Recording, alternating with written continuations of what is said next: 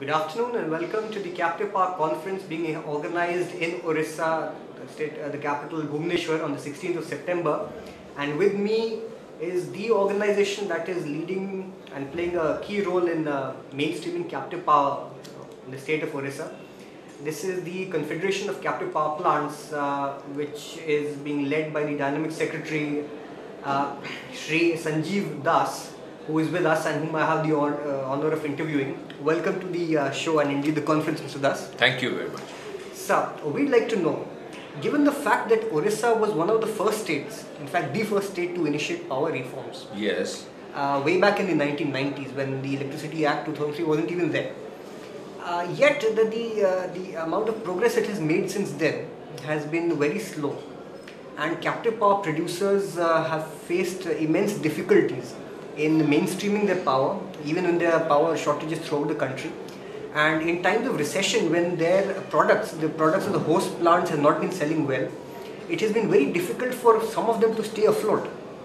And so how can we evolve a mechanism where captive power producers are allowed to sell power without any denial of open access and yet balance it with the state's commitments and concerns to people?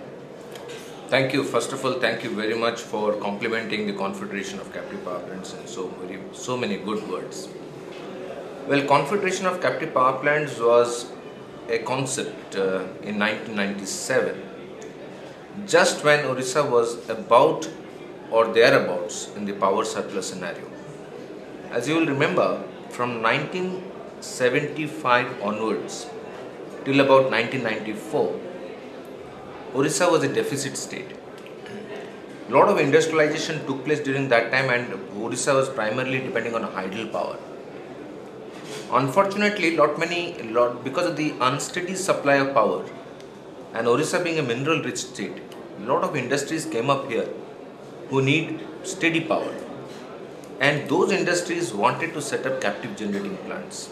And slowly, by that time, we had about 5 captive generating plants up and running, and in 1997 we thought it is worthwhile to champion the cause, because Orissa's total thermal generation was, at that particular point of time, was almost matching the captive generation capacity that was set up. So with that kind of a cognizable size of captive generation, we thought captive forum should be good enough. It will not only play a role of a facilitator, it will act in tandem with the government of Orissa. It will not join issues anywhere, but it serves as a common platform. Orissa was, in fact, as you rightly said, was the pioneer state for power reforms in this country. 1995 was the first Orissa Power Reforms Act, Orissa Reforms Act, very famously called. Subsequently, we had the Regulatory Commissions Act of 1998, and subsequently we had the amendments, and thereafter the 2003 Act. By 2001, Confederation was formalized.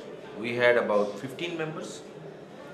Today we have 25 members. Almost anybody who is generating any power from a captive unit is a member of the Confederation. And unfortunately or fortunately, I have been the most long-standing secretary so far of the Confederation. But we have achieved 2 things. One, as you have seen today in the conference, both the Minister, the Secretary Energy, the Chairman OERC, as well as GRIDCO Chairman, have acknowledged the contribution of the Confederation as a whole, not any individual industry, the Confederation as a whole in supplementing adequate power to meet the deficit in the state. From this particular year, which is 2009 beginning, Orissa was almost getting embroiled into a severe power crisis. We had peak shortages of running to about 600 megawatts. And OERC took a very bold step. You see, Orissa is peculiar in its own way. Power is a commodity which sells by a definition not only of cost or revenue, but also on the consideration that whether the people are able to pay. Because when you are talking of a country where the power availability, losses are running to the tune of 40-45%, it is quite natural to understand that the ability to pay is limited. and therefore people tend to have commercial losses in the system.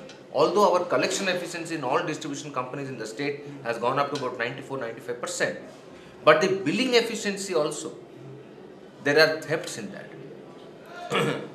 Now, the bottom line is that you will have to develop a system or a mechanism where people not only pay for a kind of power which this is affordable, because so long power was taken as a free lunch, and today, since 1997 when we started this campaign of no more free lunches in power sector, lot of developments are happening. In fact, I must say that lot of effect has happened on the translation by the OERC in the vernacular languages, intimating consumers to understand the regulations, their rights, their duties, and lot of advertisements in the Oriya language to make people conscious of the necessity of this state. So since you brought up the ability to pay, Yes. there is something called the Pune model which has become very famous in the country. Yes. Is it possible to implement the Pune model over here amongst consumers who are willing and can pay for good quality electricity? No, I'll tell you why. The answer is that Pune model cannot be duplicated here. Pune model is a different concept.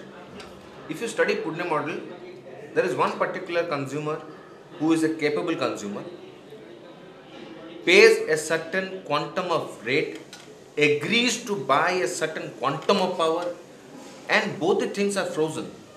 In a state like Odisha, where half of the population may not be in a position to pay for electricity as a commodity, as a consumer item, how do you reconcile yourself, or how does any regulatory commission reconcile yourself to make a distribution company profitable? Can you believe that Orissa did not have a single tariff hike in the last 9 years?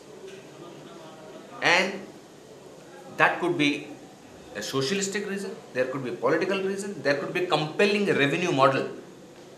We were compelling the distribution companies, the generators, the transmission utilities and the bulk suppliers to control power pricing in such a manner that the cost of purchase and the deficit in cost of purchase versus the price at which the distribution company is buying will be mitigated by trading by the utility, Right. not by jacking up the price of power. So with this concept, when we are talking of socialistic returns, whether the ability to pay, otherwise distribution companies will run away from the state unless they are profitable. Second option is, well, it is now high time probably that we should not compare electricity with telephone industry. In telephone industry, the tariffs have only come down because of competition.